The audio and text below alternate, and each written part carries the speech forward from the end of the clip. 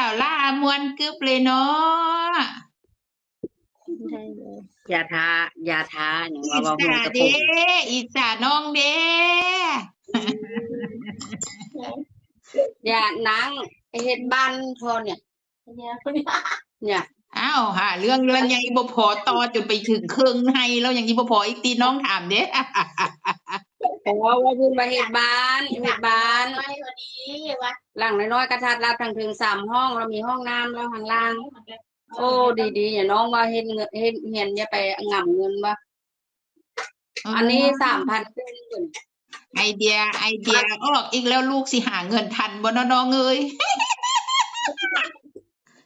เราเพิ่นต่อไปข้างหน้า อย่าไปคิดว่า3ล้าน8ล้านเงินมันง่ำอยู่กับบ้าน จ้ะคือนี่มันเป็นโฮมสเตย์มันเป็นบ้านเขาบ่แม่นโรงแรมโฮมสเตย์ครอบครัวไง เป็นไดโอ้เห็นเข้าวัดเข้าว่ามีความสุขเนาะเมื่อยหลายบ่เดินน่ะ ปู่ค่ะบวมแม่ก็ลากแม่จัง ก็ค ไป อย นำกันต้องเลย ค่อยเป็นค่อยไปแห่งสนะเห็น นี่มีแต่ความดวงมีที่ได้มาเห็นดีได้มาทำบุญ เอาตุ้ยก็ว่างพอดีตี 5ไปรับลูกเคยทักเดียว โอ้ยอย่ามาว่าเธอยังเอาตุ้ยนะแค่สั่งได้ข้อเดียวนะมันอยู่ที่เจ้าพร้อมที่จะลุยบ่ลุยไปได้เบิดอันผู้เฝ้าบ้านน่ะบ่ได้ยากเลย เอาไปภูเก็ตนำเลยตะเลิดเลยบ่ต้องแวะบ้าน เบาอ่ะอย่าให้ท้ายแบบนั้นน่ะเดี๋ยวนี้สิกลับมื้ออื่นนี่เสร็จแล้วแม่นะ อุ้ย อย่าไปขัดเด้อว่าติเดี๋ยววีนแตกว่าติกะเที่ยวได้เปิดหูเปิดตาเห็นบ่นะเห็นสุดซื่นก็ค่อยๆไปลูกหลานก็รู้ว่าบ่แข็งแรงเพิ่นก็ค่อยพยุงก็เป็นความสุขดีกว่า แม่นี่แนวเอาแม่2คนนะมีแต่แม่นี่แนวเอาแม่ น้องบางทีก็ถ้าเข้าตรงนั้นไอ้น้องเอาได้เนาะเอาแทนเจ้าได้บ่ โอ้ยแม่ลมโคงแม่เห็นเบิดแล้วนางถ้าเธอบัดนี้ไม่เห็นพญานาคพญานอกไปเบิดแล้วยังแต่อีกแต่ก็เขาพาไปเต้าง้อยแล้วก็เขียนลำเปาก็เข้าบ้านบ่ล่ะเปิดหูเปิดตา เปิดตาโอ้ปวดขาจังย่างแทบบ่เป็นขาซาเบิดเลยบ่มีความรู้สึกเลยมื้อนี้ว่าสิให้ป้าเล็กมานำเด้แย่ป้าเล็กนวดให้เนี่ยเขานั่งคันไปเรื่อยๆจังซั่นน่ะเขาก็รู้เนาะลูกก็รู้ว่าไปกับผู้เฒ่าก็ค่อยเป็นค่อยไปกันอยู่แล้วโอ้ยเพิ่นดีกันทุกคนลูกหลานก็ได้ดีทุกคน ไปบอกแท้ๆไปจนบ้านแม่น่ะมีความสุขเหมือนได้กลับบ้านแท้ๆทางแม่เพิ่นต้อนรับดีโอ้ยคิดฮอดออมเครียดน้อยนะค่อยกินเด็กโอ้ยให้มาก่อนมาก่อนปีหน้าก่อนแต่ไม่กินเด้อนั่งพี่ดาไม่กินนมเขียนหน่อยใส่ไว้ท่าว่าคิดฮอดบ่ลืมนะออมเครียดน้อยนะว่าอยู่เมื่อวานนี่ก็ออมสิพักบางขมแม่ก็จำคำส่งคำแม่ก็บ่ค่อยมันแม่ก็บ่ตรงแม่กินบ่กินกบกินเครียดเด้อเป็นจังใดล่ะอยากได้หยังบ่ล่ะไปทางพุ่นเห็นอันหยังแปลกหูแปลกตาอยากได้บ่ล่ะใหญ่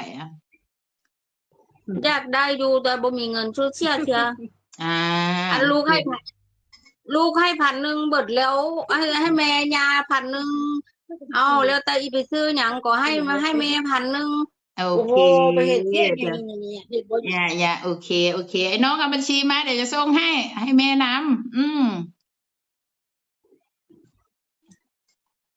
เอาเด้อเอาเสี้ยแขนยาว2ตัวเด้อคันถ้าบ่ได้เสี้ยนี่แม่อยู่กาฬสินธุ์เด้อเพิ่นยังตัวดาให้แม่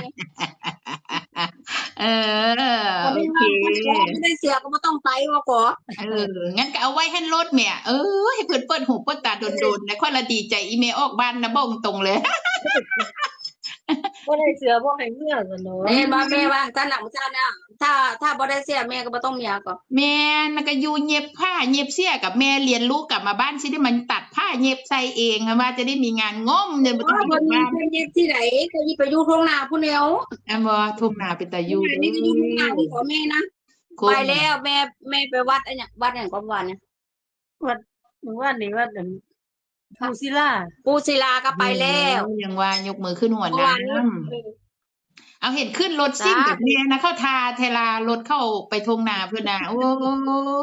ไปแล้วชื่อให้แม่ได้30,000นึงก่อนน่ะพอดีลงเข่าแล้วเจ้าว่า แม่ก็ว่าเป็นฟังนะแม่บ่กล้าดอกบ้านเฮามันขึ้นมอลงมอ มันบ่เป็นจังซี่ดอกอยู่บ้า มัน นบ่ได้แพง แต่ เขาเห็นอยู่พิษณุโลกที่เฮาไปวัดกันนะ แต่ว่าสภาพบ้านเฮากับบ้านเพิ่นมันแตกต่าง 20,000 กว่าบาท ยาคันน้อยๆนั่งผู้เดียวก็มี แต่ทีเนี้ย สภาพบ้านเฮากับบ้านเขาอย่าลืมในข้อนี้ด้วย แต่ตัวเจ้าของก็ยังบ่ลีกรุดโลกแม่พาไปกัน2 คนไปนาเมื่อวานนะต้องลง อันยังว่า แกก็บ่อยากขับรถกันแกก็บ่อยาก ป้าต้อยแกเข้าใจซื้อให้เนาะเข้าทาจังอย่างว่า 30,000นี่ได้ก็ 33,000 33,000ก็ใหญ่เด้ๆของเจ้าอ่ะเท่ากับของ เป็นชีโซนทางหลัง ที่นางบัวเมียลุงงามก็เท่านั้นน่ะเขาก็มาตั้งแต่แกงามพุ่นน่ะแต่ว่าประสาทก็มันดีไง อืม มันก็คือว่าซื้อสิแม่จ๋าว่าก่อ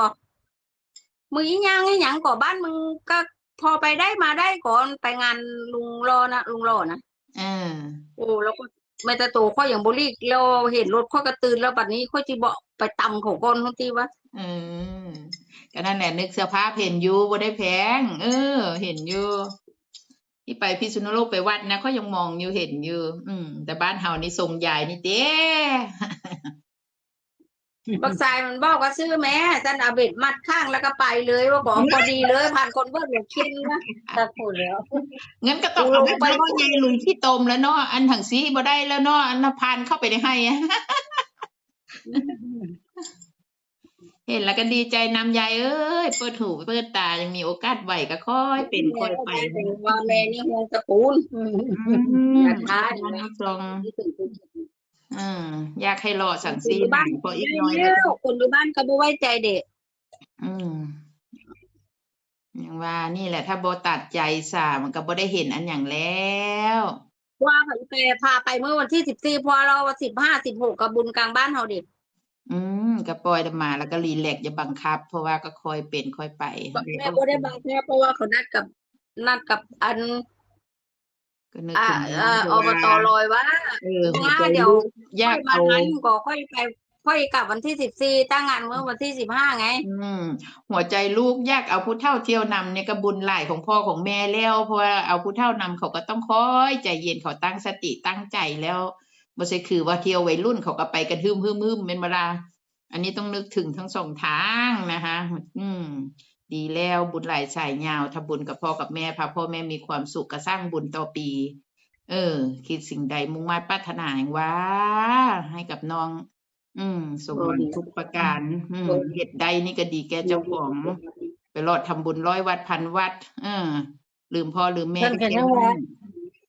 พระยังก็บ่ทอพระอยู่บ้านเพิ่นก็ยังว่าเนาะนาง แม่นบ่ว่าพระที่เขาให้ชีวิตมาหรือพระที่เลี้ยงดูเฮาจนเฮามีชีวิตแข็งแรง มีต่อยอดชีวิตได้ลืมบ่ได้จักคนเฮ็ดเท่าที่เราเฮ็ดได้ มีโอกาสเฮ็ดเห็นแบบเนี้ยดีใจนำเห็นแล้วยิ้มนำค่อยน่ะ ยิ้มน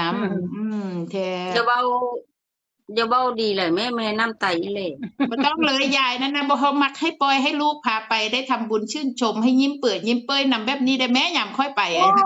ใจดีตายกว่าลูกเคยก็ดีแม่ต้องไปเด้แม่จมเห็นธาตุบ่เห็นธาตุจักเที่ย แม่น เดี๋ยวไปบ่ไหวไปเดี๋ยวผมไปรับเองก็ไปโอ้โห เนี่ยจงดีใจคำพูดของลูกนะจงดีใจเขายังคิดถึงเฮายังห่วงเฮานี่แหละสุดยอดแล้วเงินทองเขาก็ต้องหาต้องดิ้นรนบุญใหญ่ของเขาสร้างเขาก็ต้องช่วยเสริมให้ลูกได้บุญน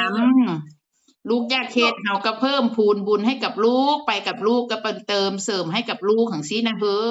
ยนะขอให้แม่สุขภาพแข็งแรงเป็นร่มโพล่มไทรลูกเต้าไปโดนเห็นแล้วยิ้มเปิดยิ้มเป้ยเดินหันหลังเข้าวัดน้องถ่ายรูปมาเนี่ยโอ้ยค่อยละยิ้มนำ เชื่อแม่ได้ตั้งหลายตัวก็น้องเอาตังค์ให้ น้องบอกอยู่เดี๋ยวก็จะ เอาตังค์ให้แม่1,000นึงแล้วแม่ก็ซื้อได้ผู้แขนของหลวงปู่ที่เนี่ยหลวงพ่อกีฬาแล้วก็หลวงอันนี้ธาตุนี่แล้วก็อันอย่างพญานาคอันที่เวออนนะ เฮ็ดหยังก็เฮ็ดเอาไว้ไปผู้แขนลูกหลาน พกนมมานำบ่ล่ะน่ะมื้อแลงกินนมบ่ล่ะน่ะ นมเขาซื้อให้เนี่ยเขาซื้อให้แม่ส่งแม่นมตื้น รถเจ้าของแท้ๆพกกระเป๋าโอ้เมืองนอกเคยชินนะบ่มีแวะซื้อง่ายเนาะต้องพกอย่างเดียว ติดนิสัย